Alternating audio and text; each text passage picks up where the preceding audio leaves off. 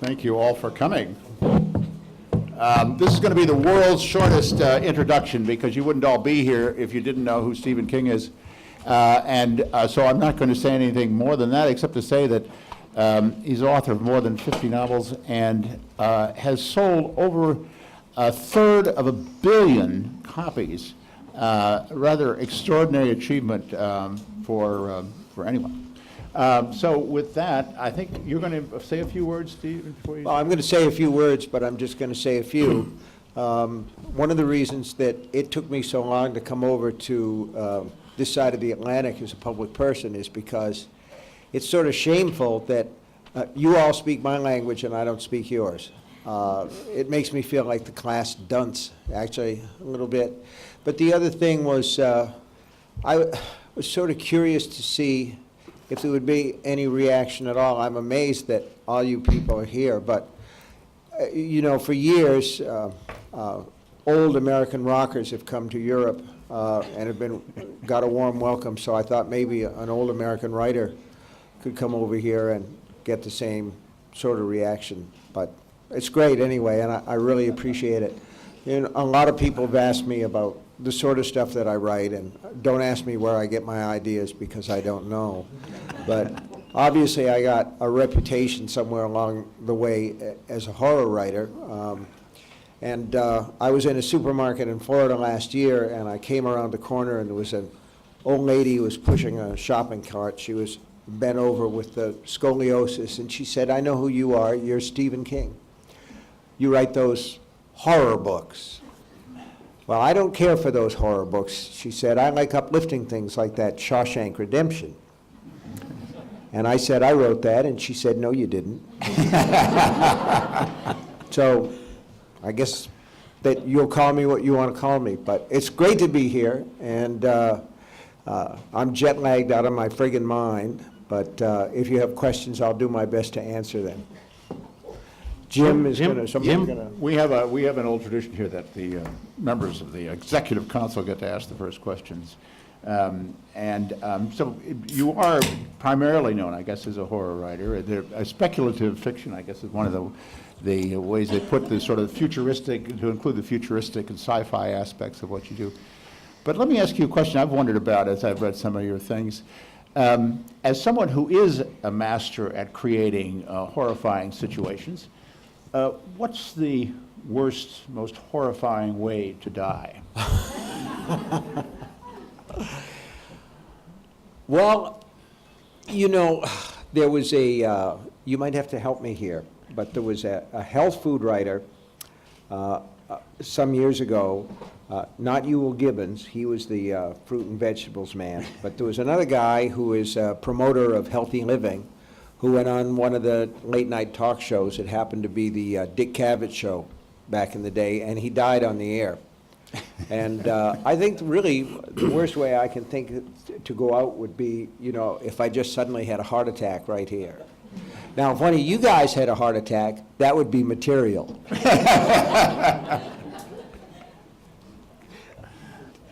Okay, so we can maybe start our Q&A session. So we have questions here, Jim and I, we have a list of questions which have been put by different friends over here. But we can start. Who wants to put the first question in the auditorium? Okay, go ahead, sir.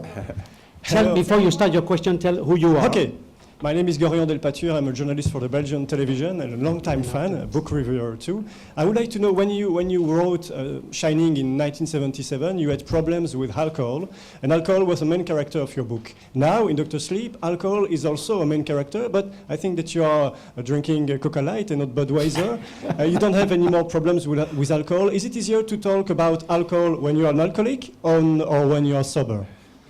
Well, I think that it's that a lot of people. I had to look at that to make sure it wasn't a Bud Light. Actually, it's a Coke Light.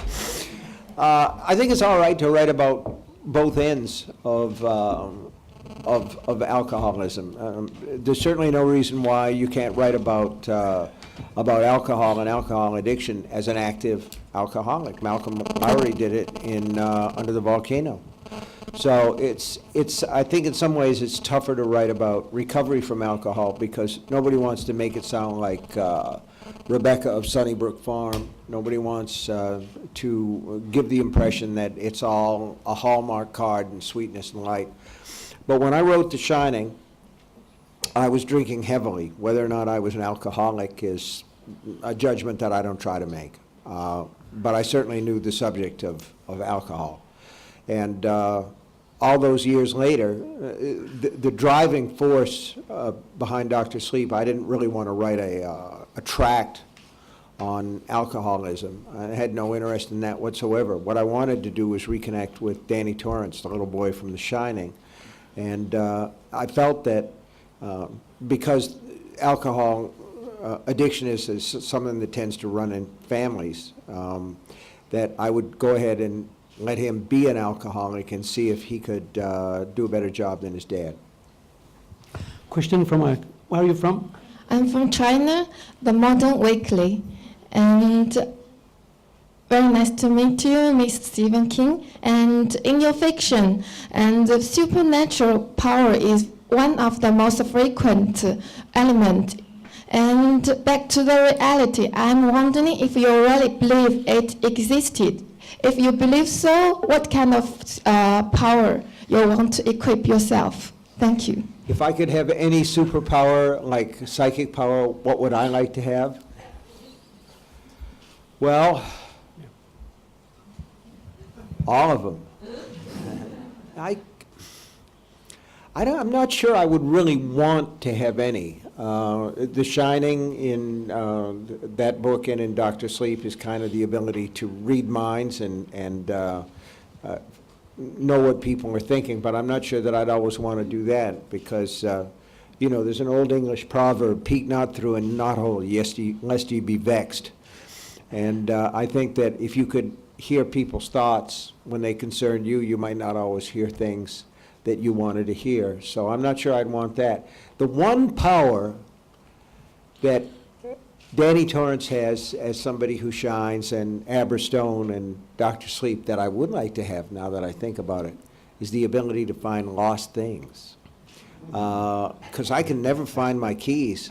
You know what? I can't find the mustard in the refrigerator. My wife says that men suffer from refrigerator blindness. It's a disease where, you look and you say, honey, I can't find that damn yogurt. And she comes out and it's right there in the front of everything. So I would like to be able to do that. And really, my wife is the one who usually loses things, so I could use that. But the other things, the ability to make people do things, like Carrie White or Abra Stone in this book, I don't think I'd want to have those. That's too much power for a normal person. Go ahead. Yes. Joan Shore, the Huffington. Joan Shore. Joan Shore, the Huffington Post. Mr. King, as a longtime professional journalist, I'm very concerned about the so-called citizen journalists now, the pseudo-journalists who with an iPad and a camera are putting recklessly anything on the internet. And I'm wondering now with the self-publishing industry, whether we're not going to have a lot of citizen novelists or pseudo-authors who will be flooding the world with a lot of bad writing. Mm-hmm. How do you feel about that? Interesting question.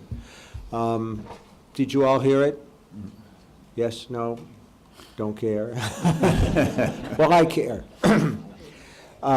We have citizen novelists, or we have, DIY novelists right now.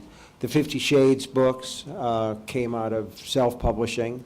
I think that they started almost as Twilight fan fiction. And there are some other books that have hit the New York Times bestseller list that are, sort of what I would call mommy porn, that were self-published, and they do well on Amazon. The thing about self-publishing and going through the bookstores is that there are no gatekeepers. There's nobody to stop you and say, you don't really want to do that because it's rife with the passive tense and because it's full of cliches and your grammar is awful, that sort of thing. They just slap it up there and there it is. So I think that it's a case of caveat emptor, let the buyer beware. You can usually, if you go online, you can read a sample, but there's nothing to be done about it, essentially, other than a reading public that is interested in quality, and obviously, not everybody is interested in quality, because the 50 Shades books are frankly not very good. And at the same time, they're wildly successful, and publishing is a business. I don't know if that fully answers your question, because I don't think that I have an answer. Next. Next here. Hello. Hi, I'm from France. I'm from French TV. I have a question Which about... TV? France 5. Oh, okay. France 5. France 5. I have a question about Carrie, your first novel being published, and it's also the novel that has been the most adapted. There were 2 movies, 1 TV movie, there was 1 musical, and there's a new movie coming out in France in December. And I was curious, why do you think that? Why is it so appealing today? Do you think that Carrie has become a part of the American culture? Thank you very much. Thank you. I think Carrie has become a part of the American culture. I'm not sure I know why. And the remake of the movie didn't do well in the United States. Didn't do terribly, but it didn't do well. There is a sort of fairy tale quality to Carrie. It was an early book. It was actually supposed to be a short story. At that time, I'd had a lot of success. Well, not a lot of success, but I'd had some success selling short fiction to men's magazines, girly magazines, the ones with the gatefolds in the middle. They've pretty well been superseded these days by the internet, but in those days, they paid a little bit of money anyway. And anything from 2,500 words to 5,000 words would, it would cover the rent for a month, or it would cover the baby's penicillin, amoxicillin, whatever. And Carrie was supposed to be one of those stories, and it started to grow a little bit, and I'd gotten the idea because I'd known a couple of girls like Carrie White. One is a student who was at the bottom of the pecking order, and one is a teacher in the same situation. And as it happened, the first girl, the one that I knew as a high school student, killed herself. She hung herself. And the second one was killed by a car crossing the street from the tavern where she had gotten drunk. These were not happy girls, and I thought just once it would be great to see the worm turn, to see one of these bullied, unhappy, downtrodden kids get their own back. And so I started to write the story, and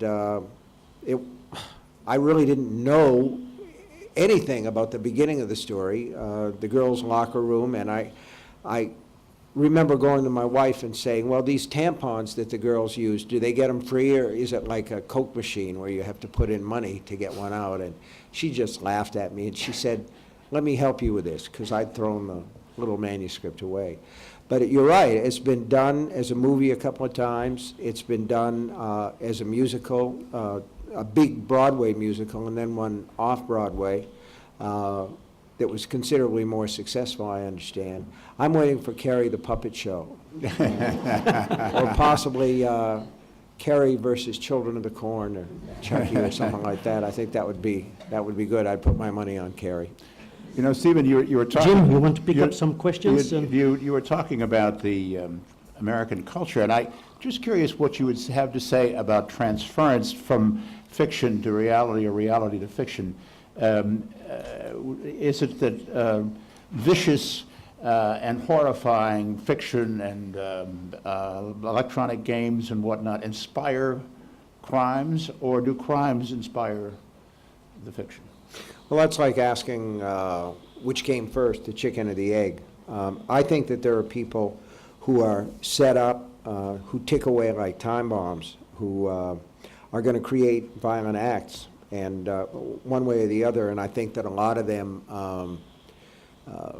take certain concrete inspiration from violent films, violent TV programs. And there's a lot of violent TV in America right now, a lot of violent TV.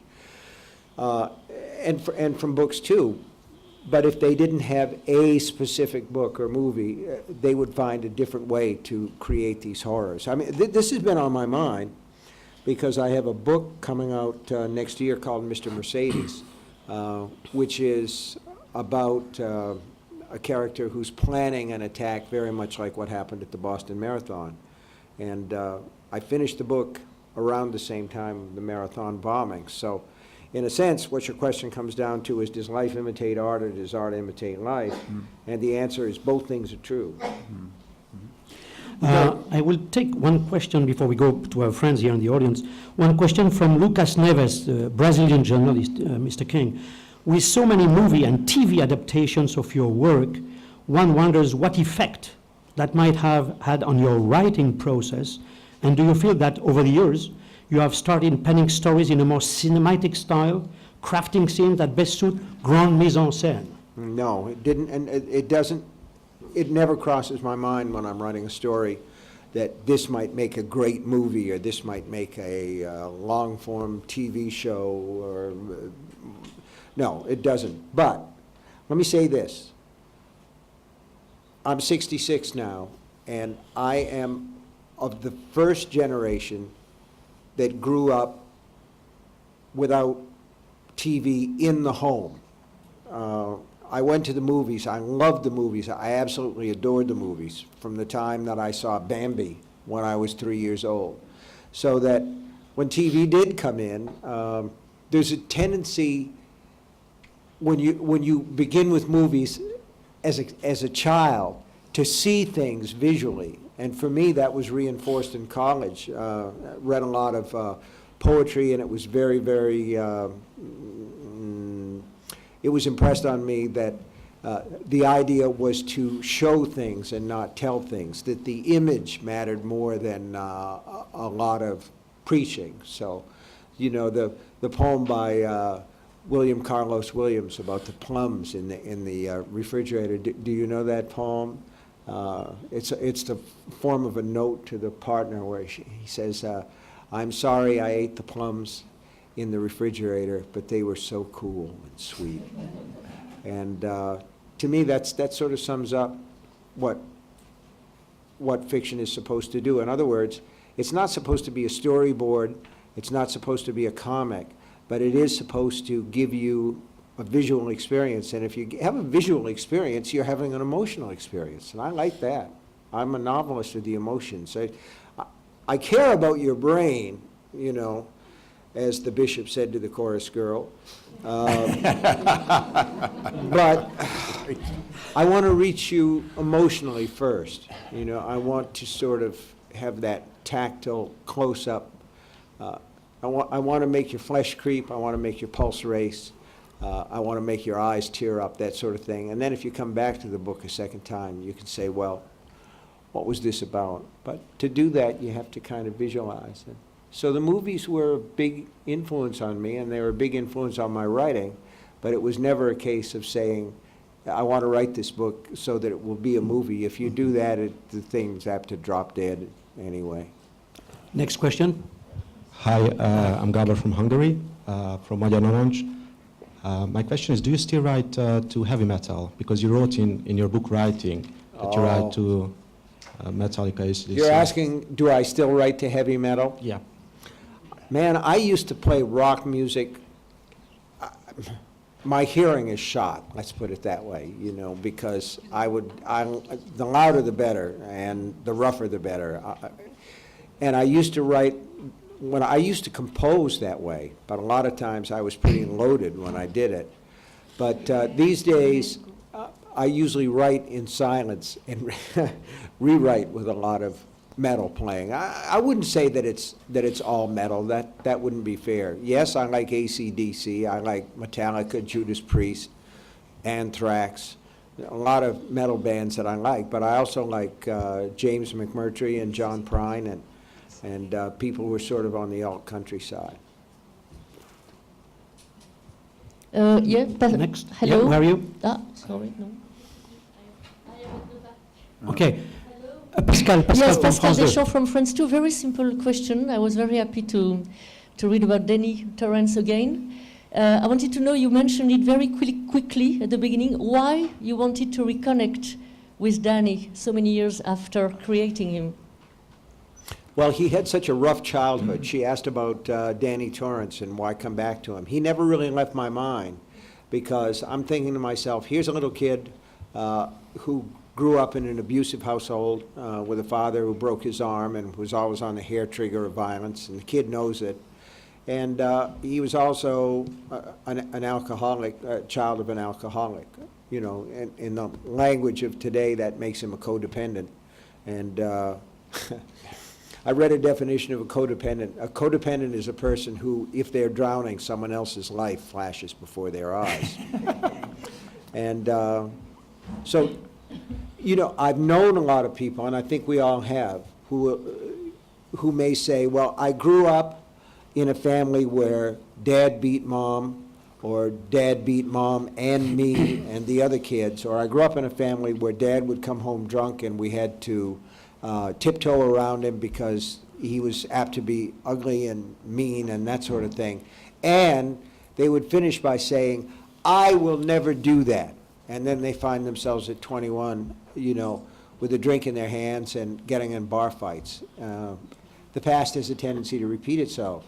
And so I thought to myself, I want to see what's going on with this kid as a grown-up and what happened to his shining. I got curious, and that doesn't happen to me very often. Usually, you know, when I get to the end of a story, I'm done with those people because, not because I don't like them anymore, but because I don't know what happens next. I would love to know what happens next to Lacey Landon in Lacey's story, but I don't. So little by little, the story of Dr. Sleep and what happened to Danny started to form in my head, and eventually the book was a result. We've got a question here, Stephen, from Juri Vuortama, a Finnish journalist. I'm probably killing his name. He says that the story goes that you spent a night in Stanley Hotel's room 217 in Colorado way back in 1974 and got the inspiration for The Shining after some ghostly incidents. Well, that's What bullshit. happened? That's What total happened? bullshit. Is that bullshit, or is that? Yeah, no, that's, is it truth or is it bullshit? It's bullshit. But it was the Stanley Hotel. But there were no ghostly happenings of the sort that this journalist is talking about. It was a ghostly experience. And what happened was, my wife and I had a little girl when we were married, and we had a little boy who came along shortly after that, who's now Joe Hill, who writes his own novels, and I'm very proud of him. He's a terrific guy, but of course I would say that anyway, because I'm his dad. But what I'm trying to say is we had children young, and our honeymoon was a weekend in Boston, which we could ill afford. So 4 years into the marriage, we hadn't had any time off. And we were living in Colorado. I was writing really nothing in particular at that point. And we had my wife's younger sister with us as sort of an au pair. And she said, why don't you guys take the weekend for yourselves and just go somewhere, and I'll take care of the kids. So we got in the car and we went up the mountains, you know, and we came to this beautiful hotel in Estes Park, the Stanley Hotel. And we were very much fish against the current because everybody else was checking out and we were checking in. And I asked if we could stay the weekend, and the lady said, you can stay if you can pay cash. We sent all our credit card slips back to Denver. And I had traveler's checks for the weekend, so we stayed, and we were the only guests of the hotel. And it was creepy because the wind was howling outside, and we went into the dining room, and all the chairs were up on the tables, and the music was piped in, and it was very, very strange. And we had some wine, and we had a nice dinner, as nice a dinner as you can have when you're in this huge dining room and there's nobody else there. And my wife went back to the room, and I stayed and soaked up the atmosphere a little bit, and then I started back to the room where we were staying, and I passed one of those old canvas fire hoses on the wall, and I thought, gee, what if that turned into a snake and came after me? And by the time that I got back to our room, I had the whole book in my head, but there were no ghosts or anything. But it was a very interesting and ultimately profitable weekend. Next question? Okay, go ahead. Hello, Alexandre Poncet from Mad Movies Magazine. Thanks for being here, really. Thank you. I've got two short questions. You only directed one feature film in your career. Did you ever want to do another? And do you still write one short movie every year, like you explain in Everything's Eventual? Do I write every day of the year? Was that the question? Every year, you explain in the introduction that- a short novel, a short story. Uh-huh. Well, they come when they come. There's no real rhyme or reason for it. I've been fairly fortunate in terms of being able to put together a lot of stories.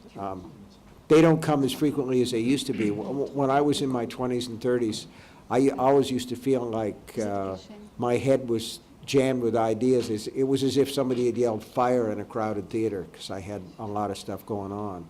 And now, having said that, I've completely forgotten the other half of your question. One movie in your career. Did you want to do another one in your career? If I could direct another movie, oh man, yes, I'd love to do it. It was a Maximum Overdrive is a terrible movie, but but you have to keep in mind that when I did it, I was working with an all-Italian film crew, and we didn't understand each other, and I was drunk or stoned for most of the time, but mostly I had no film experience, and so the whole film was like this high-pressure tutorial. And I think I could probably do a better job the next time, but who knows? It would be fun to try it again, though. Yeah. Next in the bottom here. Hello, I'm Stefan Alix from INRES and in Explorer magazine. It seems that you're very familiar with the psychic experience and this world of supernatural. And in the book, Dan, at one moment, is taking care of that lady who is passing away. I was wondering, what do you think it's happening when we are dying? Well, I'm more interested in the actual experience of dying than I used to be because I'm closer to it than I used to be. It seems a lot less like an academic subject to me than it did a few years ago. I was talking to my wife the other day and mentioning to her that there's a song by Paul Simon on the album Bookends where there's a lyric that goes, "How terribly strange to be 70. And Paul Simon is now 72, so take that, Paul. How strange do you feel now? So, you know, and of course the Beatles, When I'm 64, which probably seemed like an academic idea to them now. And, Paul McCartney, my wife calls him Old Dog Eyes. He's older than God at this point. So, you know, that does happen. So I'm interested in the subject of dying, but also there's a universality to it. It's the one thing that we all go through, every one of us. There are no exceptions. The only other thing that we all go through, I think, is birth. And after that, it's all up for grabs. But we've all seen birth, and we've all experienced it, and we've lived through it. Nobody's ever come back to talk about the actual death experience. So it's a mystery, and mysteries interest me, so I've written about that, and I guess in an effort to understand it to some degree, yeah. Next. Hi. Here. Where are we heading for? Here? Okay. My name is Alice Horáčková and I'm writing for Czech Daily. Check. Would you mind speculating what would happen if your wife didn't pick up your manuscript of Carrie from the garbage? I don't know. Frankly, I don't know what would have happened. That was a very fortuitous occurrence. At the time that she picked that manuscript out of the trash and brushed off the cigarette ashes from it, we were living in a two-room apartment. We had no phone, and the book got finished and it got sent out to Doubleday, and the advance on the book was very, very tiny. And about 6 months after it was accepted and about 2 or 3 months before it was published, my editor from Doubleday called and said, "We've sold the paperback rights to your book."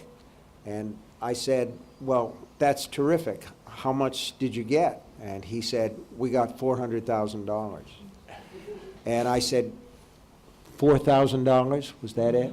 Because that figure at least made sense to me, you know. He said, no, $400,000, and the strength went out of my legs, and I sat down on the floor between the living room and the dining room of the house where he called me. And I was just stunned. You know, it was like winning the lottery, except when you win the lottery, you don't really do anything except buy a ticket, and I had at least written this book, so I'd done the work. And it was Sunday, and I was in my little town, and the only thing that was open, I thought to myself, I have to buy my wife a present because she rescued this book. I must buy my wife a present. My God, we just made $400,000. You know, I was living at that point on $6,400 a year. We were supporting a family of 4. And I thought, I have to get her something. I must. But nothing's open. But the Rexall drugstore was open, so I bought her a hairdryer. Was the only thing I could think of. But the one thing that I remember most clearly is she had been visiting her mother that day, and she came back in our old wreck of a car. And I said, they sold the paperback rights for $400,000. We're relatively rich. And there was this sort of expression of stark incredulity on her face, and then her eyes filled up with tears, and she just put her hands over her face and wept. And I thought, God, I made a lot of money and I made my wife cry. What could be better than that? You know, I think you said at one point that if you're not writing or reading 4 to 6 hours a day, you really can't call yourself a writer. And one of the things that's most remarkable about your career is how prolific you are. I mean, you must be working on more than one thing at once. And does that ever lead to any confusion when you have different storylines going on in your brain? No, not really. I've got a pretty clear head about what I'm doing, and I'm usually only working on one thing at a time. When I have to work on 2 things at once, it makes me crazy. I hate that.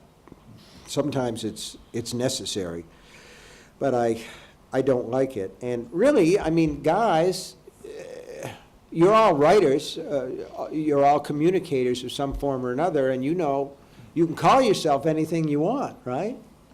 Everybody does. You call yourself an expert, you get on CNN. Oh, snap! We profit from it. So, you know, you can do that, but you can't do it well. You can't really do it well unless you spend a certain amount of time working your craft. Simple as that. It's like anything else. I have 2 questions from Denmark, from Svein Arestrup, and one from South Korea, Seok Jun-yoon, about JFK. First one is, how is writing historical fiction different from strict fiction? And the second one is, what is the reason for choosing the assassination of JFK to develop the story? Do you think, my God, it would have been better for America and the world if he had not been killed? Oh, God, that's a whole ball of wax, isn't it? I wanted to write about it because I think that it's one of those rare moments when everything either changes or it doesn't. And it's one of those rare cases where somebody takes a place on the world stage and makes a huge change, who isn't a politician, who isn't a scientist, who isn't a Nobel Prize winner, who isn't a world leader. This was just some little schmuck, right, who worked as a glorified janitor in a book depository, and he happened to be there that day. He happened to have a little bit of experience as a shooter. He happened to be in the right place. It happened that day that the rain that had been forecast didn't come, so instead of Kennedy being in the closed car, he was in the open car. All of these things came together. It isn't the first time that it's happened, and it won't be the last, but the conspiracy theories ignore the fact that sometimes people just get lucky and the rest of us get cataclysmically unlucky and things change. So I was fascinated by that choke point in history, and not just American history, world history, because at that time our involvement in Vietnam was escalating. At that time, the civil rights movement had started to gain force and gain speed, and Kennedy was the guy. After he died, some things changed for the worst. Lyndon Johnson went into Vietnam with that sort of Texas, you know, like my balls are bigger than your balls kind of thing, you know, and we're going to kick them asses, you know. That was one thing. On the other hand, he used the slain president to advance the civil rights agenda at a speed that never would have been considered possible, I don't think, before that time. So all those things fascinated me, and the question of what would have happened if Kennedy had lived fascinated me as well. As far as writing historical fiction, it's too much like work. You know, you have to tell the truth about all the background if anybody's going to believe the fictional foreground. And that's not easy. I had a research assistant. I hired a guy that I'd known for a long time to work out some things and get me basically information, but then I have to winnow it for the stuff that matters. And I had to go to Dallas and go to the sixth floor window. There are people who do this book after book, and I just don't understand why. Those Hilary Mantel books, Wolf Hall and Bring Up the Bodies, amazing feats. The Orphan Master's Son, a novel about North Korea, fantastic feat of imagination melded with actual facts. See what I'm saying?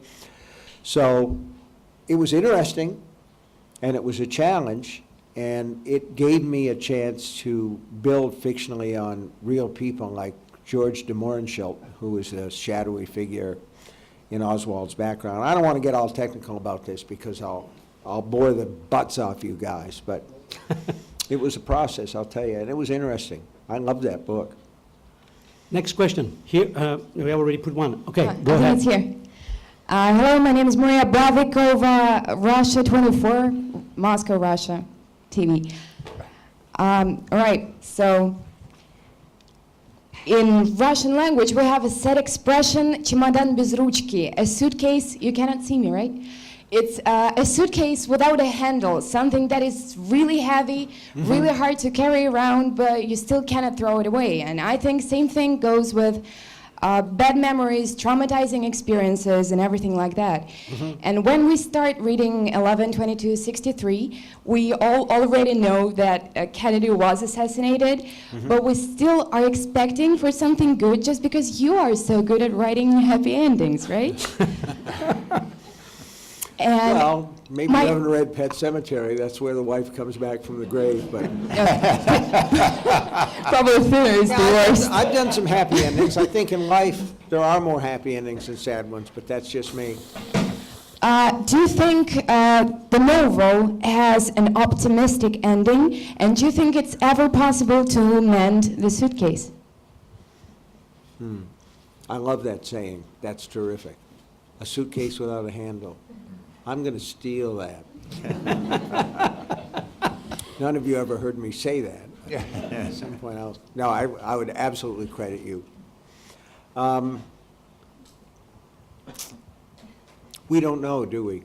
We don't know what would have happened if Kennedy had lived. Obviously, in the course of 11/22/63, I wanted him to live long enough so that I could peek into the future and see what would have happened if he had have lived.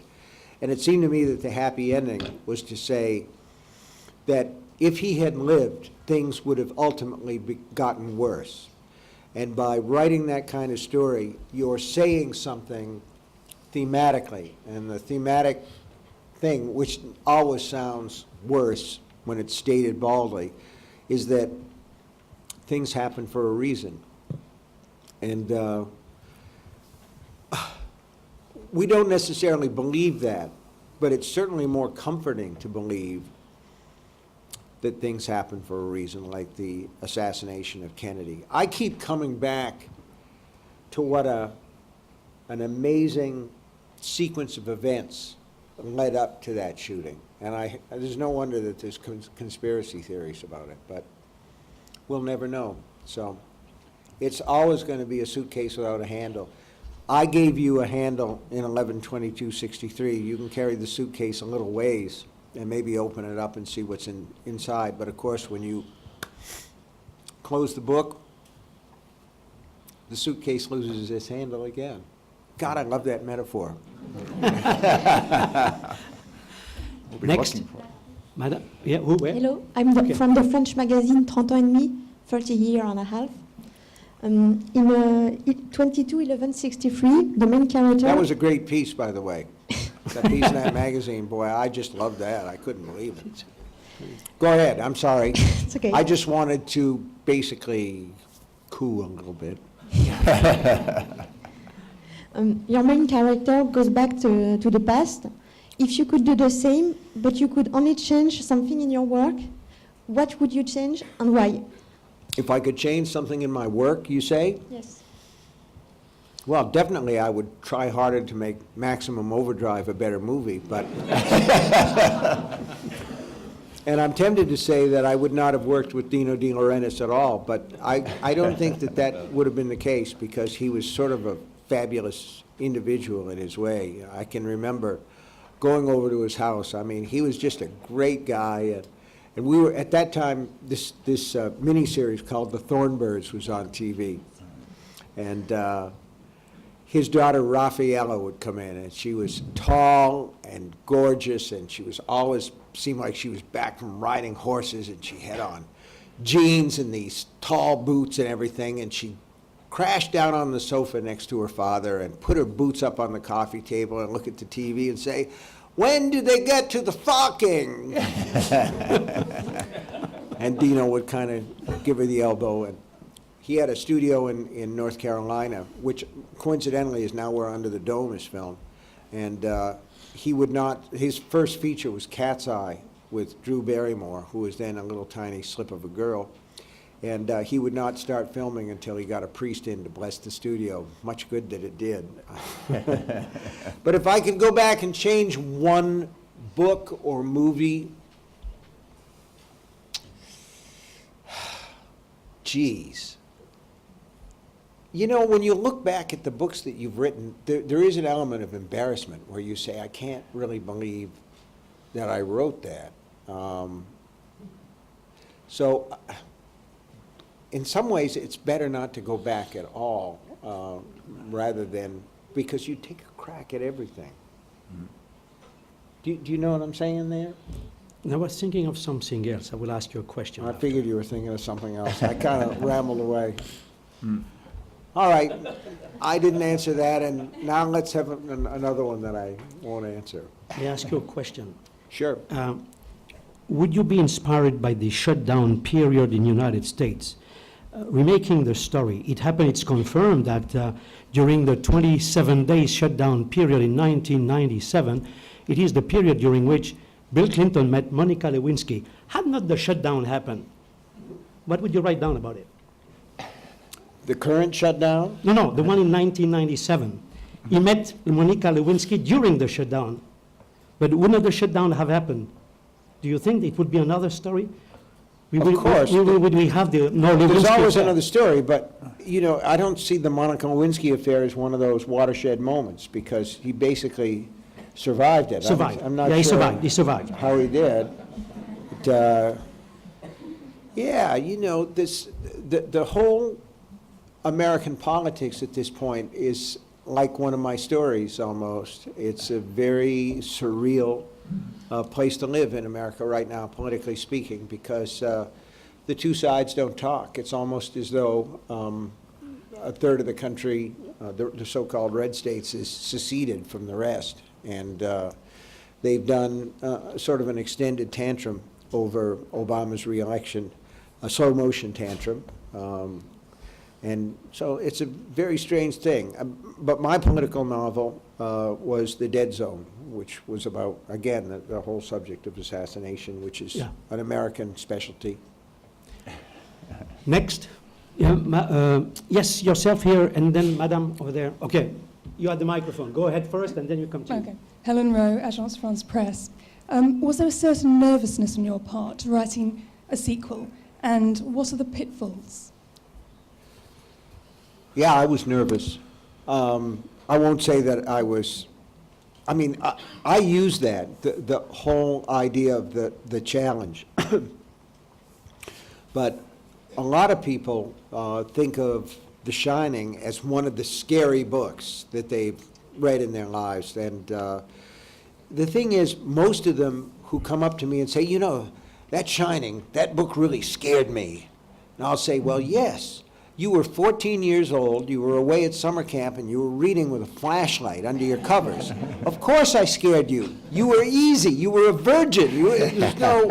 You hadn't seen Friday the 13th, Last House on the Left, or any of those things. You were easy to scare. Now they're all grown up, and you know, no matter what you write, there'll be a contingent who'll say, well, that wasn't very scary, you know. So there was that, I wouldn't say nervousness, but there was that challenge. You convert the nerves into a challenge. The other thing that I saw as a problem in terms of writing the book was, in my novel, the Overlook was gone, the Overlook burned down. Of course, you will have seen the Stanley Kubrick movie, and in the movie, the hotel sort of freezes in a big snowstorm, but that's the difference between Mr. Kubrick's vision and mine. His is cold and mine is hot. So the hotel in what I think of as the true history of the Torrance family, which is The Shining, the hotel was gone, but I still wanted to bring Danny back to Colorado, to that place, because in terms of creating a novel that has a feeling of balance, you want to create a circle. You want to create something that has roundness and fullness. There's a sort of satisfaction to that. Can't explain it. It's just there. It's like a song where the chorus comes back around. So I wanted to bring him back there, and at the same time, I didn't want to force him. You don't want to force your characters to do anything if you can help it. You see what I'm saying? So, yeah, it was, but to me, that's interesting. To try and do that is part of the challenge and part of the fun. I like what I do, so. I want to put to you a question that Marilina Astrapelu, a Greek journalist who's probably here somewhere, said, but I'm going to try to paraphrase this slightly because I think it could be broadened out a little bit. Do you think younger audiences who these days have access to all sorts of horrifying video games and movies and all that, are those things cutting into your audience? Are young people paying attention to science fiction, horror movies like horror books like they used to, or is that audience gradually dying at the sword of the video games and other sorts No, of I things? think that there's still an appetite for that kind of, let's say, safe scare, you know, like an e-ticket ride at Disney World where everything seems very, very scary, but it's really not. It's kept at some distance. And I think that there is the biggest market for fantasy and horror is probably in the age range of maybe 15 to 30, 32, something like that. Because when you're that age, you feel bulletproof. And so it's kind of fun to watch somebody terrorized by a demon in the house. If it's well done, it doesn't matter whether you're 15 or you're 50. If it's crap, if it doesn't work, you know it, that's all, and the thing doesn't really succeed. But I think that you have less of a tendency, let's say, to go to a movie and see something that's really scary if you're 50 or 60, because you face some real life horrors by then. You know, cancer, loss of loved ones. But I do want to say this, that the real key to scaring people, nobody really gets case hardened to fright. And the key to it is to create characters that people care about. If you care about them and they're put in jeopardy, you're going to be afraid for them, because that's one of the great things about human nature. We have that empathy. We have that ability to put ourselves in somebody else's place. And and to feel for them.